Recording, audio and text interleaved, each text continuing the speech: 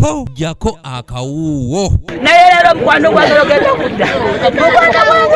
Abatuuze ku kyalo Kijjo mu Town Council ey'e Naggalama mu disitulikiti y'e Mukono be bakeredde mu ntiisa olwa mutuuze munnaabwe okukubibwa akatayimbwa era n'attibwa.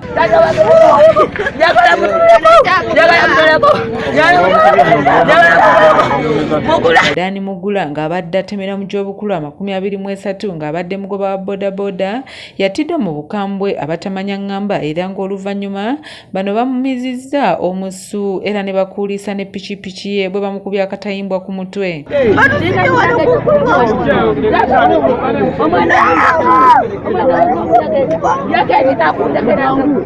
Bajja kutta abaana bangi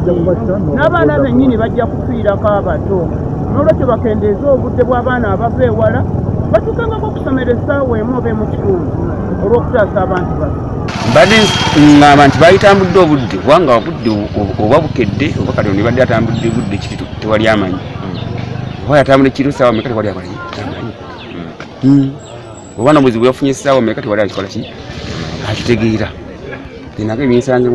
nga nkyebasi. Gibadde Miranga Nakwaziirana olwamugula okuttibwa ku myaka emimpi ng'ono kitegeerekese nti attiddwa ku ssaawa 11 ng'obudde bukya bw'abadde aliko abaana babadde ava okutwala ku ssomero. Tuna abaana ababooda bennyini be balirire mu bulamu bwabwe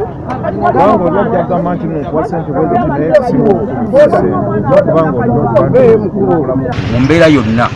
naye kati ffe nga ababoodaboda tutakwata ebintu ebyo kwebeereramu tujja kufa nnyo mu nfa bwetu nga munnaffe kyeyafiiriddemu wabe yaweeso wayabadde abamanyi wayabadde tabamanyi naye nga bamukubye nnyo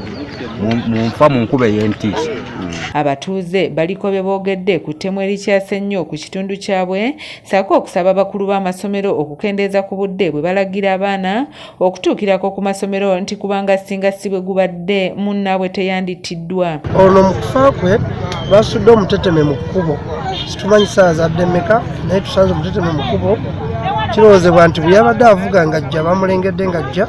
ne basula omuteteme mu kkubo era gwe gwamusudde awo ne baleka bamutema. Si gwe gusoose owa bodaboda okuttibwa ku luguudo kubanga bangi nnyo babbiddwa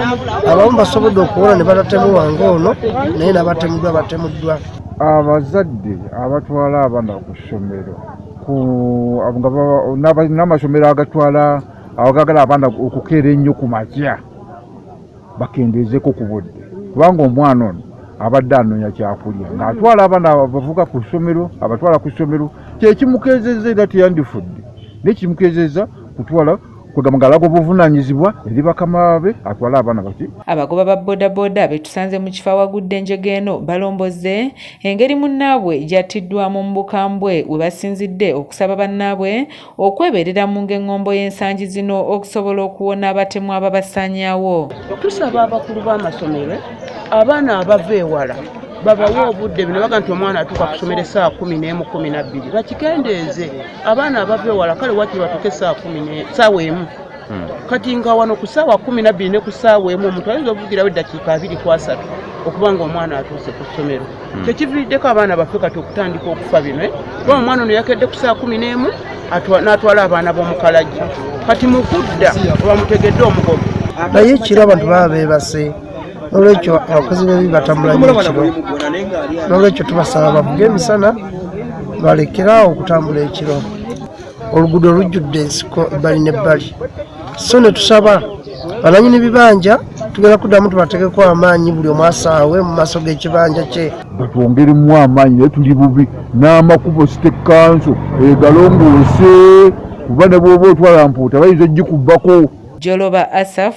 yakusakidde eggulire lino ku lwa ABS Television.